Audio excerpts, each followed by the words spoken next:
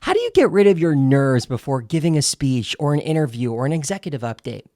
Well, I want to give you this one key mindset shift and walk you through how you can tactically overcome your nerves and become a better speaker. It starts with this phrase, gift, not expectation. Gift, not expectation. What does that mean? Well, the problem is here. We have high expectations for how we want to perform. We're worried that people may not think we're polished enough. We may not sound smart enough to our audience. We may not come off as prepared.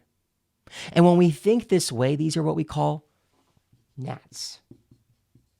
They're negative, automatic thoughts. Negative automatic thoughts. These are what cripple us from performing at our best. So instead, we need to reframe it. Instead of thinking about ourselves, an act of selfishness, we need to think about our communication as an act of service. And that's where this gift comes from. You are giving your audience a gift every time you speak. It's not about you, it's about them. So how can we give them that gift? What are the gifts that we could give? Well, glad you asked. There are three. There are three types of gifts that you could give to your audience whenever you speak. I don't care if it's an interview, a speech, an executive update, a pitch.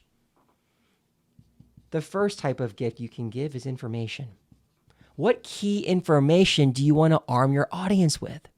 The second key type of gift is emotion.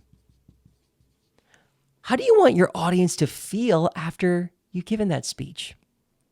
And the final gift is action, the ability to take action, enabling your audience to take action on something.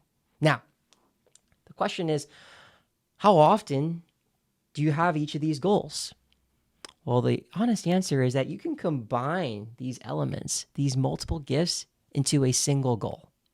You can have a goal that's information. You can have a gift that's information and emotion. You can have gifts that's emotional and actionable. But then how do we put it all together? How can we create a coherent North Star for us that serves as our gift to our audience? So let me explain exactly what you do. So before I ever give a speech or prepare for an interview or give an executive update or pitch my product, I always write down the audience gift I want to give. And it starts like this. This is your audience, my audience, to feel blank. That's the emotion. That's the emotional gift, right? About blank. That's the information. In order to blank. And that's the action. I want blank, my audience, to feel blank about blank in order to blank. And your goal is just fill in those blanks. Okay? So for example, let's say that I were in enablement, sales enablement, and I wanted to create an onboarding plan for our sales leadership team to implement. Okay? So what I might do is say, I want sales leadership. I want sales leadership to feel excited about my onboarding plan, right? About my onboarding plan in order to implement it with her team. I want my sales leadership to feel excited about my onboarding plan in order to implement it with her team. You could also have another goal in the interview context. I want my hiring manager to feel confident about my prospects as a candidate in order to hire me. You could recycle this framework whenever you need, but then what I want you to do is I want you to put this goal on a sticky note and reference it before your big talk.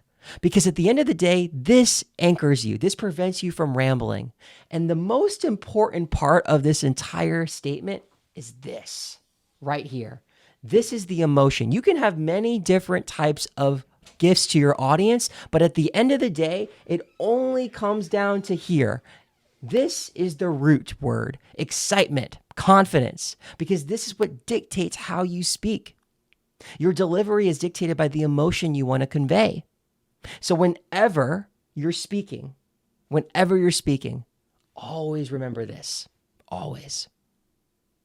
Okay? You don't necessarily need to have an informational goal. It might be implied. You don't even need them to take action sometimes. It might be implied. But you need them to feel an emotion because that drives action. And this is the missing ingredient. When you can focus on the emotion you're trying to impart on your audience, all of a sudden, you've elevated yourself as a speaker. You're not worrying about the technicalities of how does my voice sound? Oh, what do I do with my hands? Or, oh, how do I look with my face? No. If you just follow the emotion, everything else will come into place. So that's the critical lesson I want to impart you with. You should not think about yourself, those negative automatic thoughts, those gnats, but instead reframe it as, how can I give a gift to my audience? What is that gift? And here it is, right here. This is the blueprint. Let me know what you think. Thanks.